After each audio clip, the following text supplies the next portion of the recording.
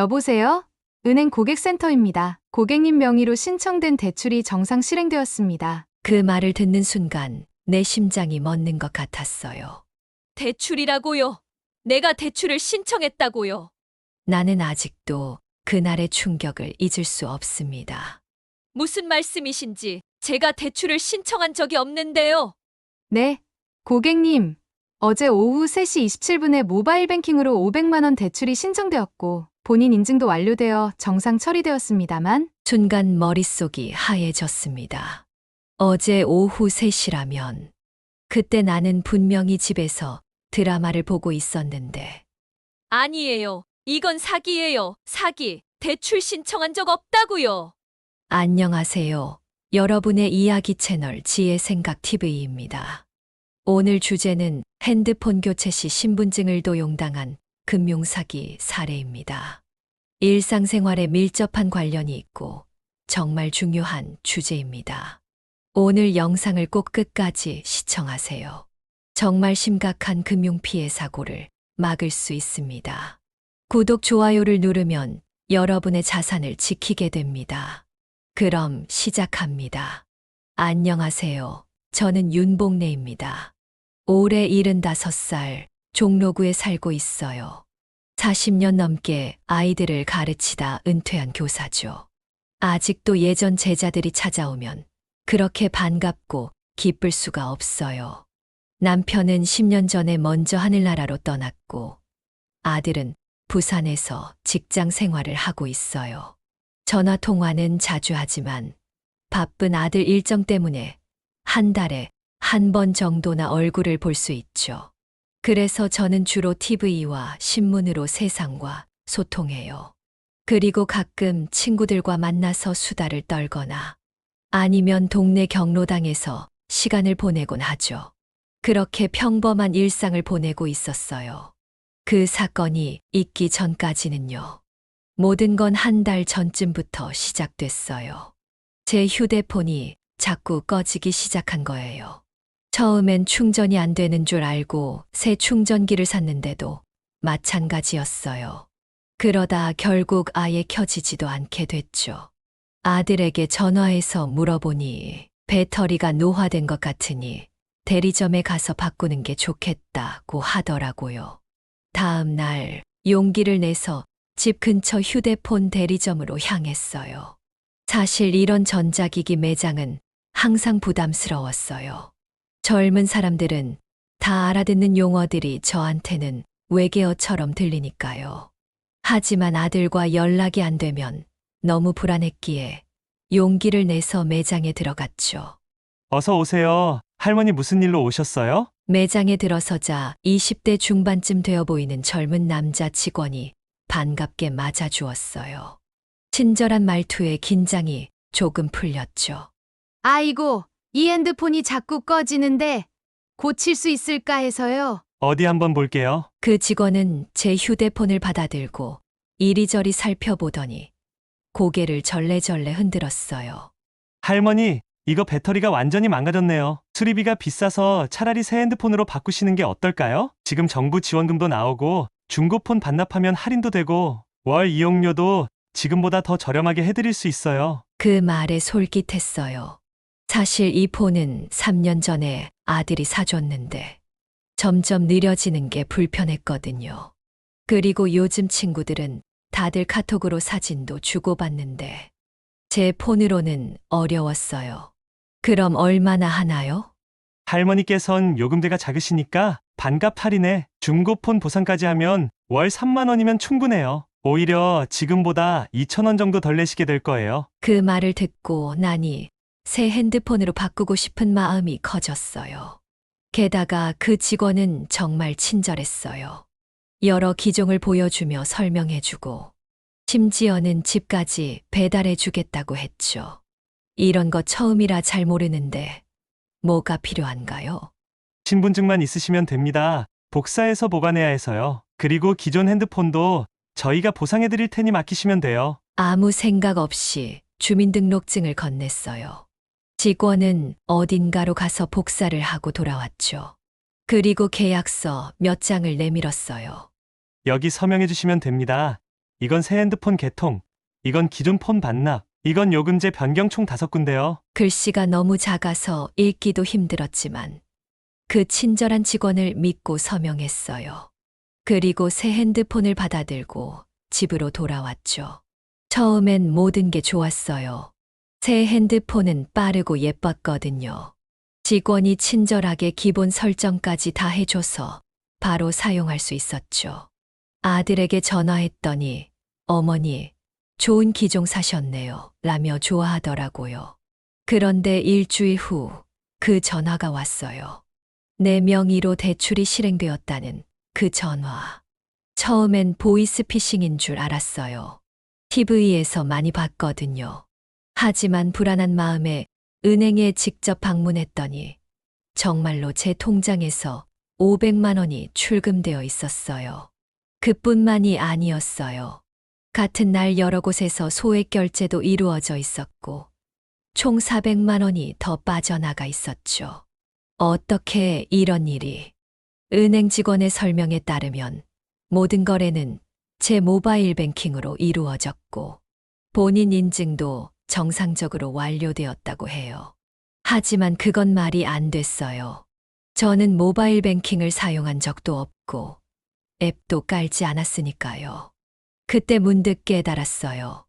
내 옛날 핸드폰, 그 직원에게 맡긴 그 핸드폰에 모든 정보가 들어있었던 거예요. 아들이 예전에 은행 앱을 깔아줬던 기억이 났어요. 그리고 비밀번호는 항상 제 생년월일로 해놓았죠. 다리에 힘이 풀려 은행 의자에 주저앉았어요. 9천만 원 제 평생 모아온 돈의 상당 부분이 한순간에 사라진 거예요. 어떻게 해야 할지 몰라 한참을 멍하니 앉아 있었죠. 할머니, 괜찮으세요? 물 한 잔 드릴게요. 은행 직원이 건넨 물을 받아들고 겨우 정신을 차렸어요. 제 인생에서 이렇게 큰 돈을 잃어본 적은 처음이었죠. 집값이 오르기 전에 다행히 작은 아파트를 마련했고 남편의 연금과 제 퇴직금으로 노후를 준비했다고 생각했는데 이런 일이 생길 줄은 꿈에도 몰랐어요. 경찰서에 신고하셔야 할 것 같습니다. 저희가 경찰서로 연락해 드릴까요? 은행 직원의 제안에 고개를 끄덕였어요. 그 자리에서 112에 신고했고 곧 파출소 경찰이 도착했죠. 경찰은 제 상황을 듣고 디지털 범죄 수사팀으로 안내해 주었어요. 할머니, 혹시 최근에 휴대폰을 교체하셨나요? 경찰의 첫 질문이 그거였어요. 모든 상황을 설명하자 경찰은 심각한 표정으로 고개를 끄덕였죠. 요즘 이런 수법이 많습니다. 특히 고령자분들을 노리는 경우가 많아요. 대리점 직원이 기존 휴대폰을 건네받아서 거기 있는 금융 앱으로 범행을 저지르는 거죠. 그 말을 듣는 순간 머리가 띵했어요. 그 친절했던 젊은 직원이 나를 노린 범죄자였다니. 그저 기존 폰을 포맷하고 중고로 팔 거라고 생각했는데 내 인생 저축을 훔치려고 했던 거였어요. 그 직원 잡을 수 있나요? 일단 대리점부터 확인해 보겠습니다. CCTV 영상도 확보하고 계약서 정보도 살펴볼게요. 경찰은 저와 함께 그 대리점으로 향했어요. 그런데 도착해 보니 문이 닫혀 있었고 임시 휴업 팻말이 붙어 있었죠. 주변 상인들에게 물어보니 이틀 전부터 영업을 안 한다고 했어요. 이거 계획된 범죄네요. 피해자가 할머니뿐만 아니라 더 있을 수 있습니다. 경찰의 예상대로였어요. 조사가 진행되면서 같은 대리점에서 피해를 입은 사람이 저 말고도 여러 명 더 있다는 사실이 밝혀졌어요. 모두 저처럼 나이가 많거나 장애가 있거나 디지털 기기에 익숙하지 않은 분들이었죠. 일주일 후 경찰서에서 연락이 왔어요. 그 직원을 잡았다는 거예요. 하지만 기쁨도 잠시. 이미 돈은 대부분 써버렸거나 다른 계좌로 빠져나가 추적이 어렵다고 했어요. 범인을 잡았어도 제 9천만 원을 돌려받기는 어렵다는 얘기였죠. 그날 밤 너무 속상해서 잠을 이룰 수 없었어요. 아들에게 전화하고 싶었지만 걱정할까봐 차마 말을 못했죠. 대신 친구 영자에게 전화했어요. 복래야, 어쩌다 그런 일이.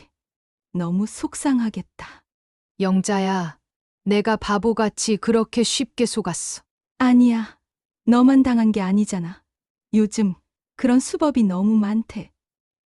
지난번에 TV에서도 봤어.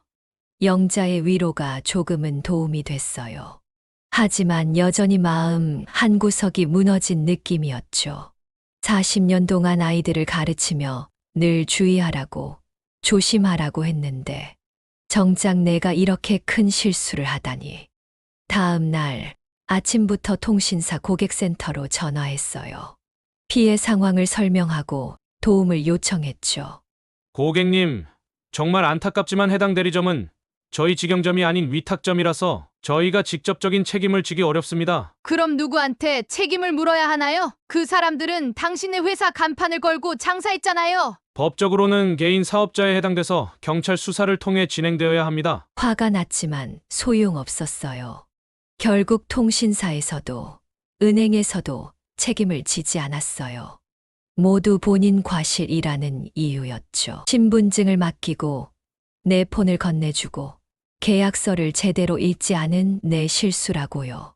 법적으로는 맞는 말이었을지 몰라도 너무 억울했어요. 그렇게 몇 주가 흘렀어요. 아들에게는 결국 사실을 털어놓았고 주말마다 올라와 경찰서와 은행을 함께 다녔죠. 하지만 결과는 마찬가지였어요. 형사처벌은 가능해도 피해 금액을 돌려받긴 어렵다는 거였죠. 그러던 어느 날 경찰서에서 연락이 왔어요. 윤복래 할머니, 혹시 내일 시간 되세요? 비슷한 피해를 입은 분들과 모임이 있는데 참석해 보시겠어요? 처음엔 망설였어요. 뭐하러 가서 상처를 또 드러내야 하나 싶었죠. 하지만 집에만 있으면 자꾸 우울해져서 용기를 내어 참석하기로 했어요. 동부경찰서 회의실에 도착하니 저와 비슷한 연배의 어르신들, 그리고 몇몇 젊은 분들도 있었어요. 모두 10명 정도였죠. 경찰과 소비자보호단체 직원이 자리를 마련했다고 했어요. 저는 박순자입니다. 지난달에 똑같은 수법으로 6천만 원을 잃었어요. 저는 김영호라고 합니다. 장애가 있어서 휴대폰 조작이 어려운데 그걸 악용당했네요. 한 분 한 분 자기소개를 하는데 모두 저와 비슷한 이야기였어요. 처음엔 부끄러웠지만 이야기를 나누다 보니 마음이 조금씩 편안해졌어요. 나만 바보 같은 게 아니었구나라는 생각이 들었거든요. 특히 기억에 남는 건 정미경 씨라는 30대 여성이었어요. 그녀는 장애가 있는 동생의 휴대폰을 대신 바꿔주러 갔다가 같은 수법으로 피해를 입었다고 했어요. 그런데 그녀는 달랐어요. 저는 SNS에 이 사건을 올렸더니 비슷한 피해자가 10명 넘게 연락해왔어요. 지금 변호사와 함께 집단 소송을 준비하고 있습니다. 그 말을 듣는 순간 제 마음에 작은 불씨가 켜졌어요. 나 혼자서는 힘들어도 함께라면 뭔가 할 수 있지 않을까. 그런 생각이 들었죠. 저도 동참하고 싶은데 어떻게 하면 될까요? 제 말에 정미경 씨가 환하게 웃으며 명함을 건넸어요. 여기 제 연락처와 변호사 정보가 있어요. 할머니도 저희와 함께해요. 혼자서는 큰 기업들을 상대하기 힘들지만 우리가 모이면 달라질 거예요. 모임이 끝나고 집으로 돌아오는 길, 오랜만에 마음이 가벼워졌어요. 아직 돈을 되찾진 못했지만 같은 아픔을 나눌 수 있는 사람들을 만났으니까요. 가해자들에게 책임을 물을 수 있는 방법도 찾은 것 같고요. 다음 날 아들에게 모든 상황을 설명했어요. 처음엔 걱정했지만 집단 소송 이야기를 듣고는 적극 지지해줬죠. 어머니, 잘하셨어요. 이런 피해가 계속되면 안 되니까요. 제가 정미경 씨에게 연락해 볼게요. 집단 소송 준비 모임이 일주일에 한 번씩 열렸어요. 저는 버스를 타고 1시간 거리의 시민단체 사무실까지 가서 다른 피해자들을 만났죠. 변호사님이 법적 절차를 설명해 주셨고 각자의 피해 상황을 문서로 정리했어요. 그 과정에서 알게 된 사실들이 더 충격적이었어요. 이런 수법이 전국적으로 일어나고 있다는 거예요. 특히 고령자나 장애인처럼 디지털 약자를 노리는 경우가 많았죠. 그리고 대부분의 피해자들은 신고조차 못하고 있었어요. 부끄럽다는 이유로 혹은 어디에 신고해야 할지 몰라서요. 변호사님은 우리 사건의 특이점도 설명해 주셨어요. 이번 사건은 단순히 개인의 불법행위가 아니라 통신사의 관리감독 소홀과 은행의 보안 문제도 있습니다. 대리점이 정식 위탁 계약을 맺은 곳인데 그 직원들에 대한 관리를 제대로 하지 않은 책임이 있죠. 그 말에 희망이 생겼어요. 9천만 원을 온전히 돌려받을 순 없겠지만 일부라도 되찾을 수 있지 않을까 하는 기대가요. 그런데 더 놀라운 건 그 다음이었어요. 한 뉴스 기자가 우리 모임을 취재하고 싶다고 연락해 온 거예요. 정미경 씨의 SNS 글을 보고 관심을 가지게 됐다고 했죠. 처음엔 걱정됐어요. 내 얼굴이 뉴스에 나온다면 얼마나 부끄러울까. 하지만 다른 피해자들은 오히려 적극적이었어요. 우리가 이렇게 당했다는 걸 세상에 알려야 해요. 그래야 또 다른 피해자가 생기지 않을 테니까요. 박순자 할머니의 말에 용기를 얻어 저도 인터뷰에 응하기로 했어요. 떨리는 마음으로 카메라 앞에 섰죠. 저는 40년간 교사로 일했습니다. 아이들에게 항상 조심하라고, 주의하라고 가르쳤는데 정작 저 자신이 이런 피해를 당하니 너무 부끄럽고 속상했어요. 하지만 이제는 다릅니다. 제가 용기를 내서 이야기하는 이유는 나와 같은 피해자가 더 이상 생기지 않길 바라는 마음에서입니다. 인터뷰 영상은 저녁 뉴스와 유튜브 뉴스 채널에 나갔어요. 그날 밤 생각지도 못한 연락이 왔어요. 옛날 제자들이었죠. 선생님, 뉴스에서 봤어요. 너무 속상합니다. 저희가 도울 일 없을까요? 선생님, 용기 내서 인터뷰하신 모습이 너무 멋있었어요. 저희도 모금을 해서 도움이 되고 싶어요. 하나둘씩 연락이 오더니 결국 20명이 넘는 제자들이 모금을 시작했다고 해요. 그 마음만으로도 너무 감사했지만 정중히 사양했어요. 대신 이런 피해를 예방할 수 있는 정보를 많이 알려달라고 부탁했죠. 선생님, 저희가 변호사 친구에게 물어봤는데요. 소액결제 차단이랑 여신거래 안심차단 서비스라는 게 있대요. 이걸 신청해두면 휴대폰으로 결제나 대출이 안 된다고 해요. 그 말을 듣고 얼른 은행에 가서 신청했어요.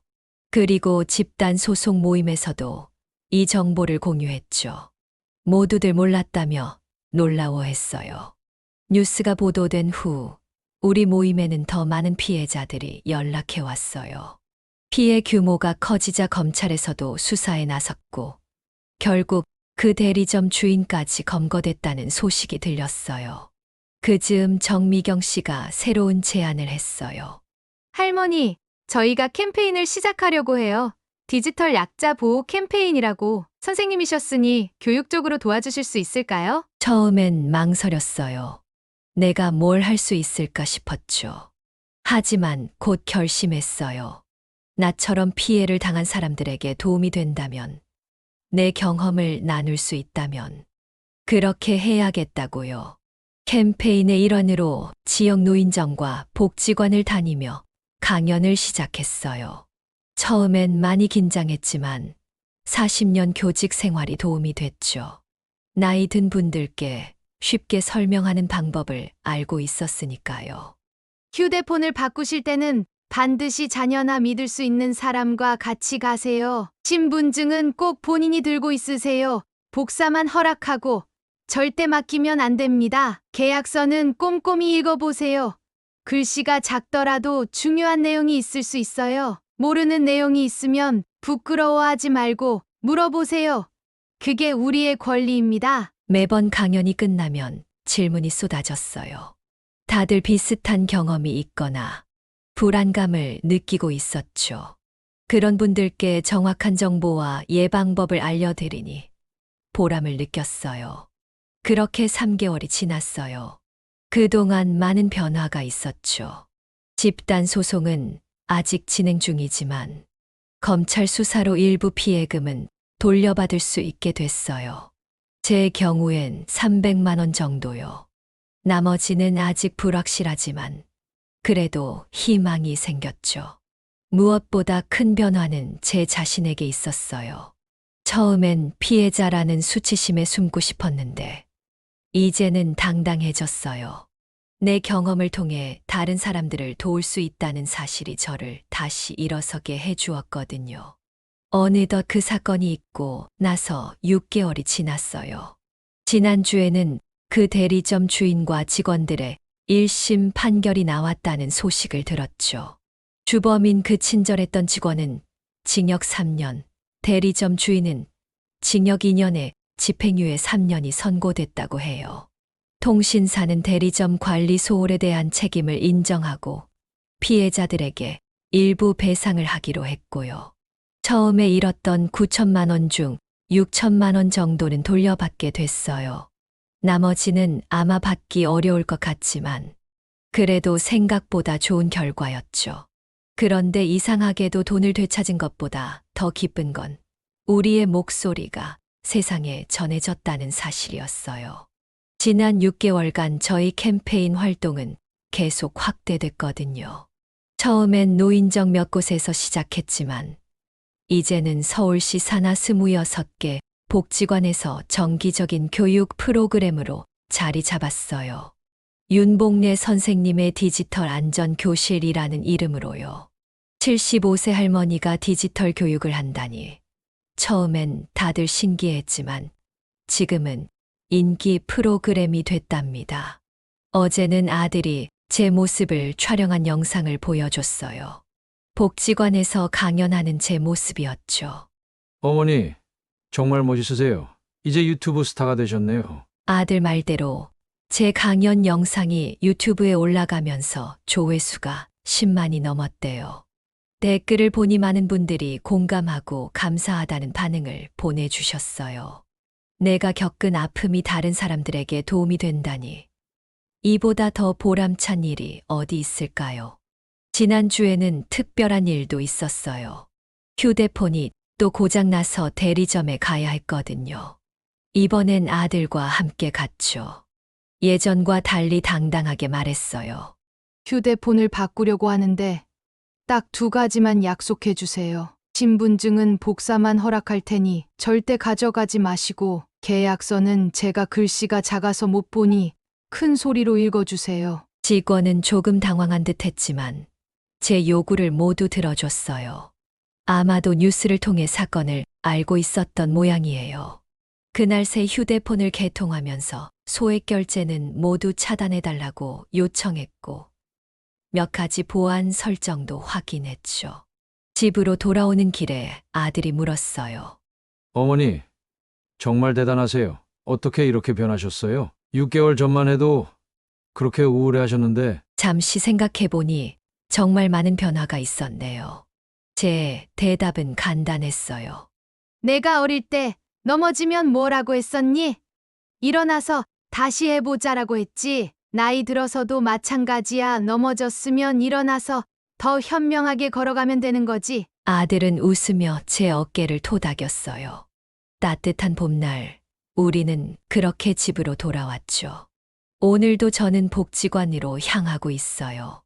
오늘은 특별히 중요한 강연이거든요.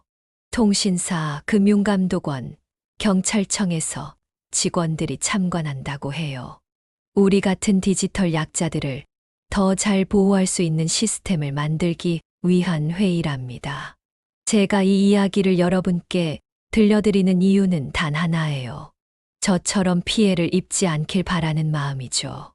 그래서 제가 겪은 경험을 통해 4가지 중요한 조언을 드리고 싶어요. 첫째, 휴대폰을 교체하거나 통신 계약을 할 때는 절대 혼자 가지 마세요. 가족이나 믿을 수 있는 지인과 함께 가는 것이 가장 안전해요. 저처럼 연세가 있으신 분들뿐만 아니라 누구든지 전문 용어나 복잡한 계약 내용에 헷갈릴 수 있으니까요. 둘째, 신분증과 기존 휴대폰은 절대로 타인에게 맡기지 마세요. 신분증은 복사를 허용하더라도 직접 들고 계세요. 기존 휴대폰은 반드시 초기화 포맷한 후에 반납하세요.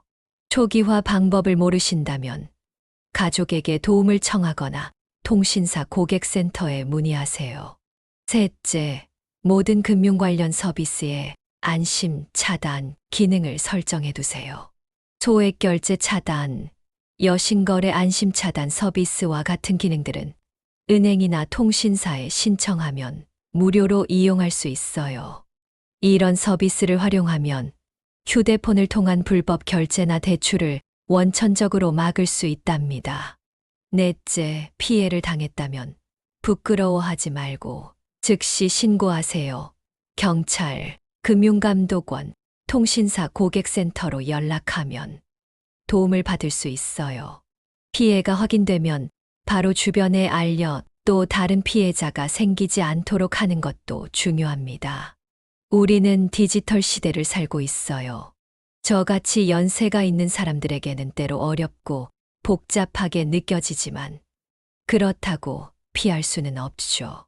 대신 조금 더 현명하게, 조금 더 조심스럽게 접근하면 됩니다. 제 이야기가 여러분에게 작은 교훈이 되길 바랍니다. 오랜 세월을 살아오며 깨달은 것이 하나 있다면 인생은 넘어지는 것이 아니라 넘어진 후에 어떻게 일어서느냐가 중요하다는 거예요. 저는 이제 다시 일어섰습니다. 그리고 더 단단하게 걸어가고 있어요. 여러분도 저와 함께 안전한 디지털 세상을 만들어갔으면 좋겠습니다. 오늘 이야기는 여기까지입니다. 어떠셨나요? 노인들뿐 아니라 젊은 세대 누구나 피해자가 될 수 있습니다. 신분증을 절대 남에게 넘기지 마세요. 지금까지 여러분의 행복한 노후를 위한 이야기 채널 지혜생각 TV였습니다. 지금 구독과 좋아요를 눌러주세요. 무료입니다. 다음에 더 알찬 이야기로 여러분을 찾아뵙겠습니다.